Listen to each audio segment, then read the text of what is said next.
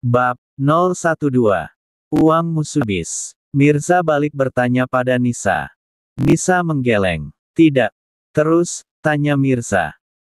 Aku sudah gajian, siapa tahu Anda tidak memiliki uang, Anda bisa mengambil uang itu setengah jika Anda membutuhkannya, ujar Nisa sedikit terdengar lirih, karena takut Mirza tersinggung.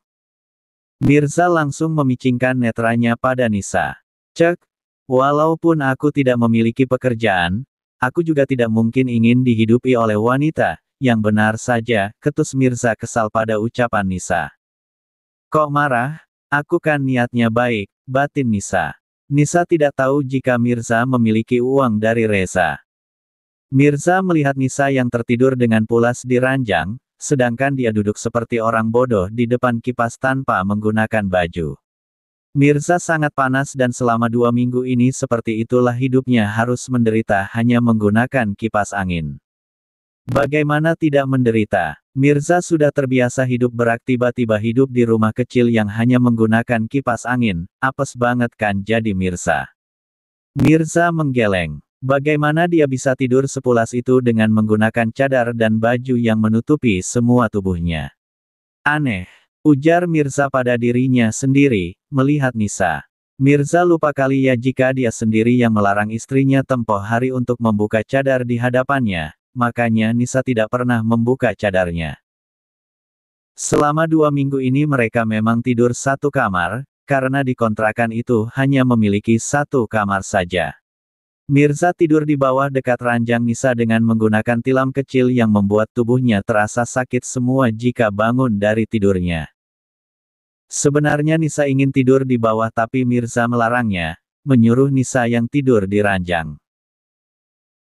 Mirza bisa saja tidur di Hotel Reza walau berapa lama tidak masalah, hanya saja mana mungkin dia meninggal Nisa sendirian di kontrakan, jika terjadi apa-apa pada Nisa bisa-bisa ayahnya akan menyembelihnya, seperti ayam saja, pikir Mirza mengingat ayahnya.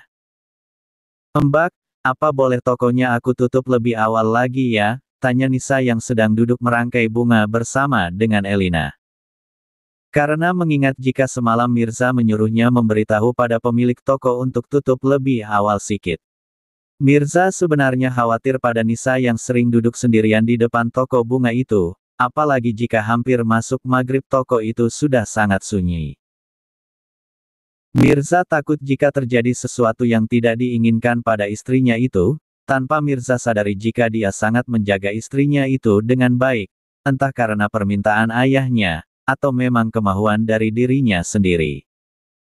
Erlina tersenyum lalu mengangguk, tentu saja boleh Nisa, jawab Elina tanpa curiga sedikit pun. Terima kasih Mbak. Nisa tersenyum senang pada Elina. Nisa sangat bersyukur karena Elina sangat baik padanya beserta semua keluarga Elina, dan juga Elina tidak pernah berkata, tidak, jika dia meminta izin pada Elina. Setelah Mirza menghantar Nisa ke toko, Mirza menjalankan kembali mobilnya ke rumah kontrakan, karena Mirza terlupa membawa ponselnya. Tidak sengaja Mirza seperti menangkap bayangan Rosa yang sedang berjalan dengan seorang laki-laki di luar mall ingin masuk ke dalam. Rosa, apa aku salah lihat, bukankah itu Rosa, siapa pria yang bersamanya, gumam Mirza. Mirza memarkir mobilnya di parkiran mall lalu turun dari mobil melangkah masuk menyusul Rosa ke dalam mall. Mirza mengedarkan pandangannya mencari Rosa di dalam mall. Rosa sedang berjalan dengan seorang pria dengan satu tangan pria itu memeluk mesra pinggang ramping Rosa sambil tertawa bersama Rosa. Saat mendengar suara Rosa Mirza mengalihkan pandangannya pada Rosa yang sangat mesra dengan pria itu, tapi dengan bersamaan seorang anak kecil menabrak kaki Mirza sambil menangis. Akhirnya Mirza kehilangan jejak Rosa, dan tidak sempat melihat Rosa yang sudah menghilang bersama dengan pria itu.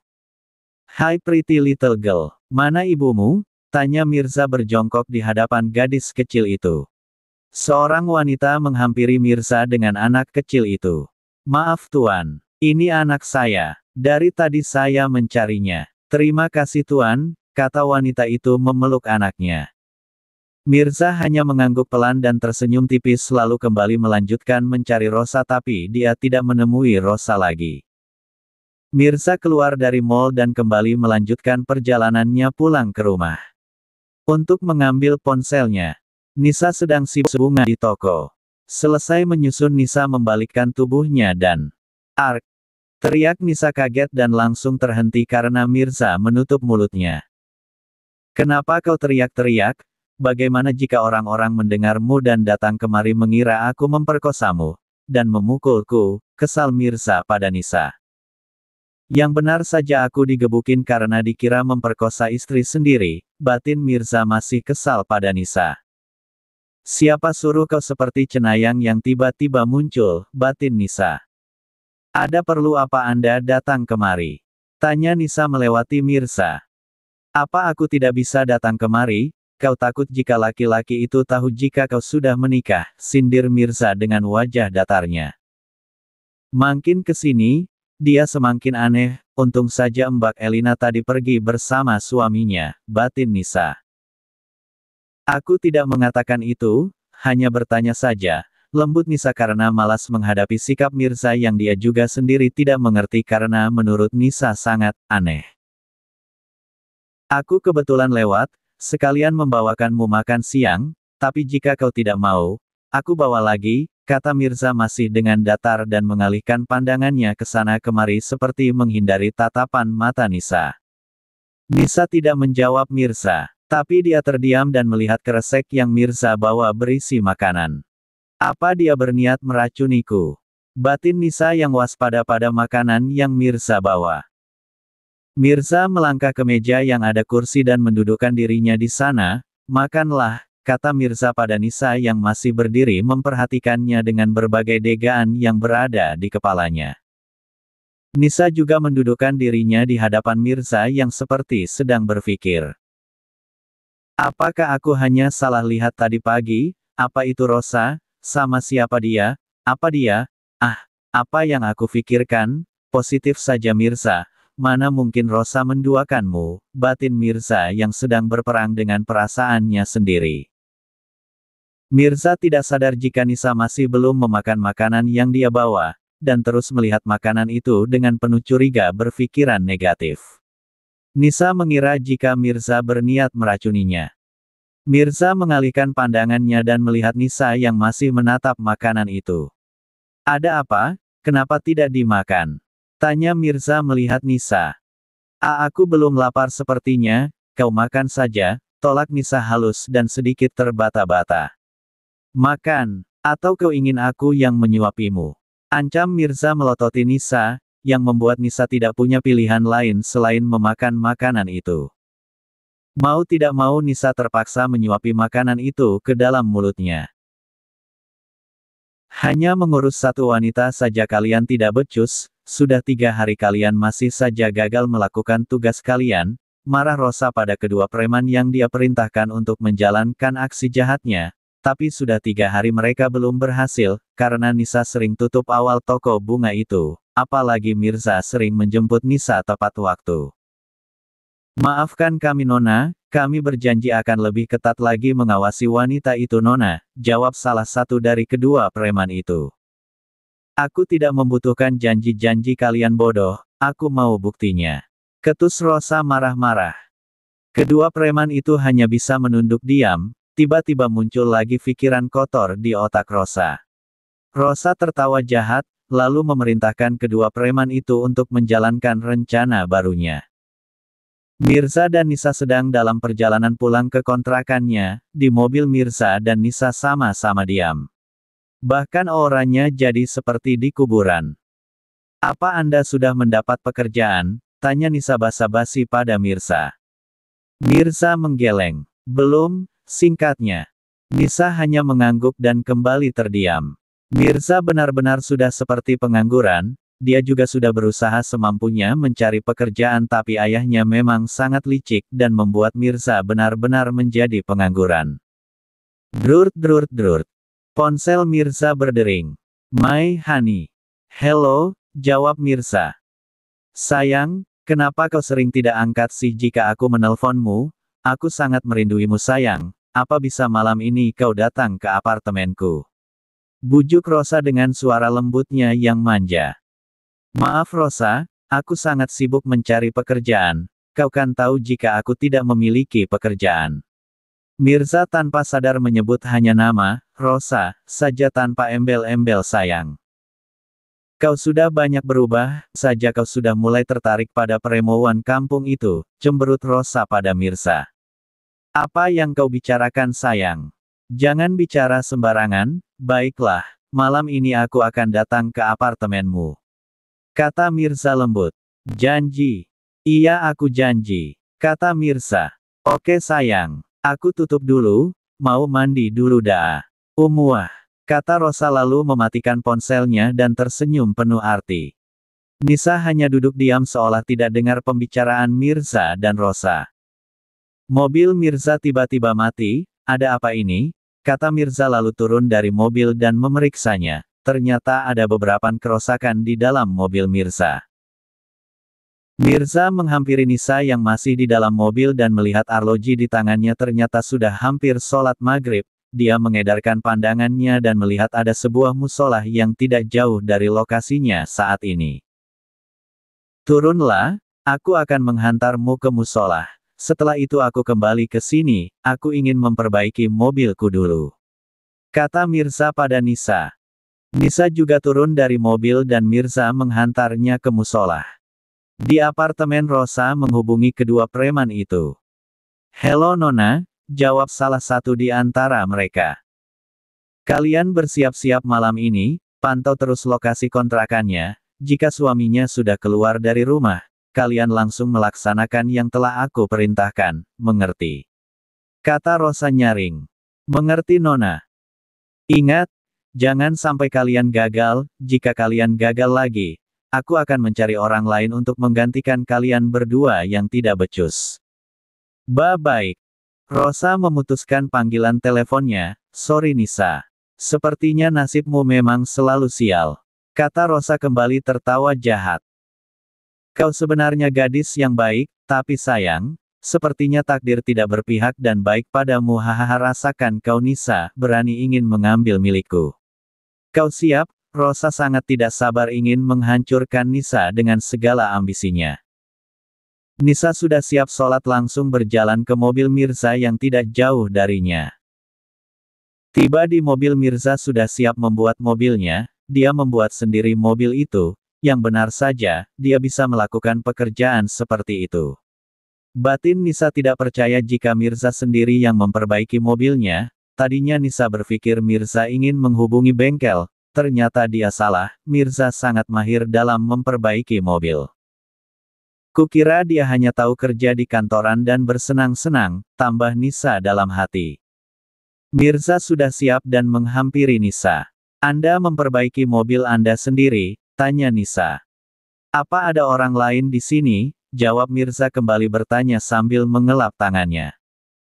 Nisa tidak menjawab Mirza, tapi dia mengeluarkan sapu tangan dari tasnya dan memegang wajah Mirza. Mirza sangat kaget dengan tindakan Nisa yang tiba-tiba. Wajah Anda ada noda hitamnya, kata Nisa sambil mengusap wajah Mirza dengan sapu tangan miliknya. Dek, dek, dek. Mirza lagi-lagi tertegun dengan jantung yang berdebar-debar oleh kelakuan Nisa. Nisa yang sangat polos tidak sadar jika kelakuannya itu bisa membuat Mirza mati jantungan detik ini juga. Sudah dehem Mirza mengusir rasa yang sangat aneh dalam dirinya. Mirza menolak lembut tangan Nisa dari wajahnya lalu sedikit menjauhkan dirinya dari Nisa. Nisa dengan wajah polos di balik cadarnya biasa-biasa saja, memasukkan semula sapu tangannya ke dalam tas lalu melangkah meninggalkan Mirza yang masih berdebar-debar. Nisa masuk ke dalam mobil disusul oleh Mirza, menghidupkan mobil lalu langsung melajukan kembali mobilnya ke kontrakan. Mas, bagaimana dengan kabar Mirza dan Nisa Mas? Sudah lama Mama tidak mendengar kabar mereka berdua, apa mereka baik-baik saja? Tanya Sarah pada suaminya Kusuma. Karena dia memang sudah lama tidak mendengar kabar tentang Nisa dan juga Mirza. Nisa dan Mirza baik-baik saja, Mama tidak perlu khawatir. Jawab Kusuma dengan mata yang serius menatap layar televisi. Sarah mengangguk lalu kembali bertanya pada suaminya. Apa Mas tahu di mana Nisa bekerja? Tanya Sarah. Kusuma mengangguk, ya tahu, kenapa Ma? Tidak, hanya bertanya, siapa tahu saja aku kebetulan lewat di toko tempatnya bekerja, kan aku bisa mampir untuk melihat-lihat bunga di toko itu. Alasan Sarah yang tidak ingin menjatuhkan harga dirinya di hadapan suaminya jika dia ingin menjenguk menantunya itu. Kusuma tertawa geli dan menggeleng melihat ke arah istrinya, dia tahu pasti istrinya ingin mengunjungi menantunya. Tapi Sarah tetap Sarah yang memang selalu sombong dan bersikap angkuh. Nanti Mas kasih alamatnya, sekalian jika datang ke sana jangan lupa bawakan menantu makanan atau cemilannya. Sindir Kusuma menahan tawanya. Apaan sih Mas? Ketus Sarah meninggalkan suaminya yang sering mentertawakannya. Hahaha tawa Kusuma masih terdengar oleh istrinya. Bagaimana Mirza tidak angkuh? Jika asal pencetakannya memang angkuh, gumam Kusuma di ujung tawanya. Drurt drurt drurt. Ponsel Nisa berdering. Paman Dimas. Nama dalam kontak Nisa. Nisa langsung mengangkat panggilannya. Halo Paman, Assalamualaikum. Lembut Nisa pada pamannya. Dia sangat merindui pamannya itu, semenjak dia sudah menikah dengan Mirza dia tidak pernah lagi bertemu pamannya. Waalaikumsalam Nisa. Nisa apa kabar nak? Nisa sehat? Kenapa tidak pernah mengunjungi paman lagi nak?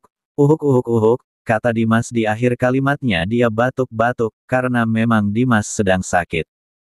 Paman kenapa? Paman sakit? Tanya Nisa khawatir pada pamannya. Hanya sakit sikit Nisa maklum paman sudah tua. Kata paman Dimas dengan suara yang lemah dan tersenyum. Paman sudah minum obat? Tanya Nisa sedih. Iya Nisa paman sudah minum obat. Nisa tidak perlu khawatir Nisa. Nisa? Apa Nisa baik-baik saja dengan suami Nisa? Maafkan paman Nisa, sedih paman Dimas dengan suara lirihnya yang masih merasa bersalah hingga saat ini karena menikahkan Nisa pada Mirza untuk menutup malunya. Paman tidak perlu khawatir. Nisa baik-baik saja paman, rumah tangga Nisa juga baik-baik saja, bohong Nisa menutupi kenyataan yang sebenarnya sambil berusaha tersenyum. Dimas juga tidak tahu apa-apa tentang Mirza dan Nisa karena ayah Mirza memang tidak cerita apapun padanya tentang mereka berdua. Kusuma khawatir jika nanti Dimas kecewa dengan sikap putranya yang keterlaluan. Ya sudah jika Nisa baik-baik saja, paman tutup dulu ya. Assalamualaikum. Waalaikumsalam, jawab Nisa menutup ponselnya. Nisa membalikkan tubuhnya, dan lagi-lagi dia dikagetkan dengan Mirza yang sudah berdiri di hadapannya. Nisa memegang dadanya dan mengusap-usapnya, laki-laki ini memang seperti cenayang. Batin Nisa. Aku ingin keluar, mungkin aku tidak pulang malam ini, apa kau bisa di sini sendiri? Ujar Mirza yang sudah siap dengan jeans panjangnya serta baju lengan panjang berwarna putih yang dinaikkan hingga ke siku memperlihatkan dada bidangnya yang menonjol juga otot-ototnya, rambut yang dibiar sedikit berantakan. Mirza terlihat sangat tampan. Nisa sendiri tidak menafikan jika pria di hadapannya itu menggunakan baju apa saja tetap terlihat tampan dengan sejuta pesona yang dia miliki. Bisa, singkat Nisa, tentu saja Nisa berbohong. Selama ini Nisa tidak pernah tinggal sendiri di dalam sebuah rumah. Baiklah, aku pergi dulu. Kata Mirza diangguki oleh Nisa. Setelah kepergian Mirza Nisa juga bersiap-siap ingin tidur.